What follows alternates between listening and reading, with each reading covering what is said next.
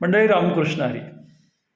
जगद्गुरु श्री संत तुकाराम महाराज आपल्याला सांगून गेले आहेत, साहोनी टाकी घाये पाषाण देवची झाला पाहे. याचाच अर्थ असा की पाषाणाला दैवत्व केव्हा प्राप्त होतं, तर त्याला अनेक टाकीचे घाव सहन करावे लागतात. मानवी जीवनातही असंच आहे. खूप मेहनत केल्यानंतर माणसाला कष्टाचं फळ मिळतं. अर्थातच कष्टाशिवाय माणसाला कुठलंही फळ मिळत नाही आणि म्हणून जीवनामध्ये कष्ट करणं अत्यंत महत्त्वाचं आहे. इंग्रजीमध्ये एक वाक्य आहे, hard work is the source of happiness.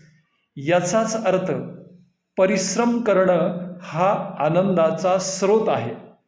म्हणून माणसाने जीवनात खूप परिश्रम केलं पाहिजे आणि परिश्रम केल्यानंतर त्या माणसाला निश्चितपणे यश मिळत असतं.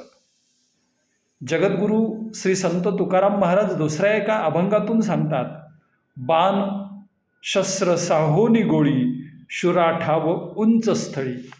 याचाच अर्थ असा की खूप बाणांचा मार सहन केल्यानंतर किंवा अगदी बंदुकीच्या गोळ्यांचा मार सहन केल्यानंतर सेनापदी पदापर्यंत माणूस पोहोचतो.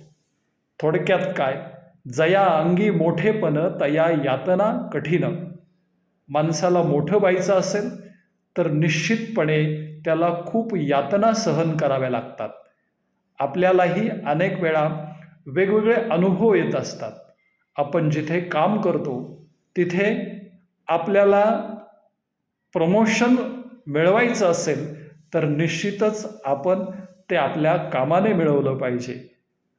खूप हार्डवर्क आपण केलं पाहिजे आणि त्यातूनच मग खऱ्या अर्थाने आपण आपल्याला पाहिजे त्या पदापर्यंत पोहोचू शकतो.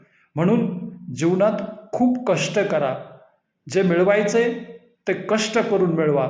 कारण कष्ट करून मिळवलेलं धन असो किंवा कष्ट करून मिळवलेलं पद असो, ते कधीही वाया जात नाही. हे आपण लक्षात ठेवलं पाहिजे. धन्यवाद.